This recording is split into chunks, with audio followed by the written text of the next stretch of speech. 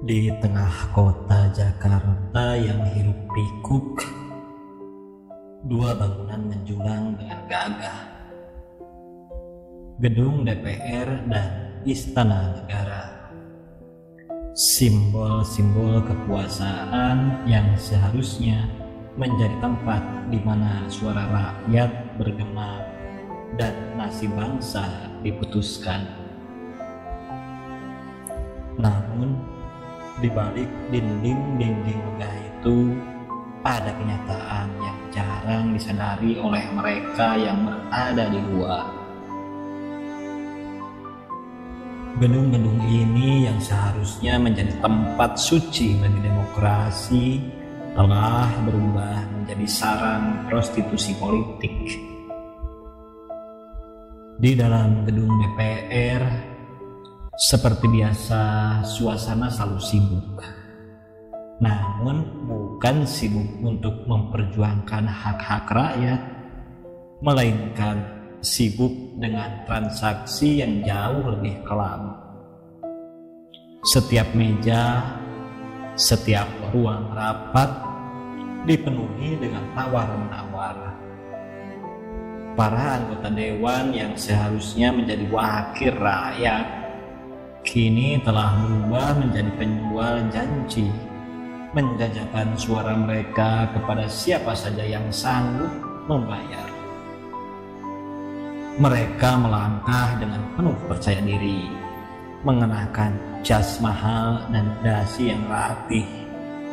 Namun mata mereka penuh dengan keserakahan. Dalam bisikan-bisikan mereka terselip harga yang harus dibayar untuk setiap kebijakan, setiap keputusan yang mereka buat. Seperti pelacur yang mengumbar harga tubuhnya, mereka mengumbar harga suara dan pengaruh mereka. Di Istana Negara, situasinya tak jauh berbeda. Di sana, tempat yang seharusnya menjadi pusat dari kekuasaan eksekutif telah berubah menjadi panggung bagi drama yang lebih besar, lebih mewah, dan lebih licik. Presiden dan para penasihatnya yang seharusnya berdiri di atas prinsip keadilan dan kesejahteraan kini asik dengan permainan kekuasaan yang penuh nafsu. Di balik pintu-pintu tertutup, mereka menyusun strategi bukan untuk rakyat, melainkan untuk diri mereka sendiri. Setiap keputusan besar, setiap kebijakan nasional diputuskan bukan berdasarkan kebutuhan rakyat, melainkan berdasarkan siapa yang menawarkan keuntungan terbesar.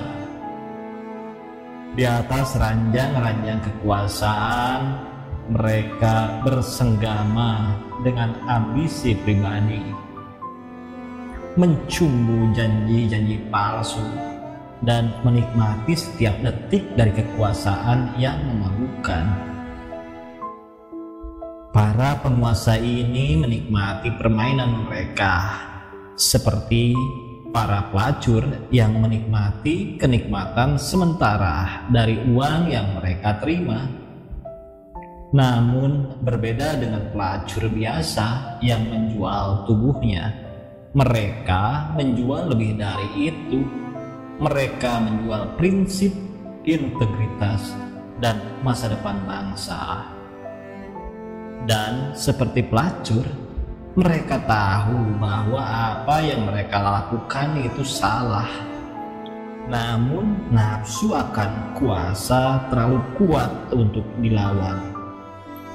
Mereka terus menjual diri mereka, terus mencari keuntungan, sementara rakyat yang seharusnya mereka layani hanya bisa menonton dari kejauhan, terjebak dalam sistem yang sudah terlalu kotor untuk diubah. Rakyat yang dulu menaruh harapan pada gedung-gedung megah itu, kini hanya bisa menatap dengan amarah dan kekecewaan.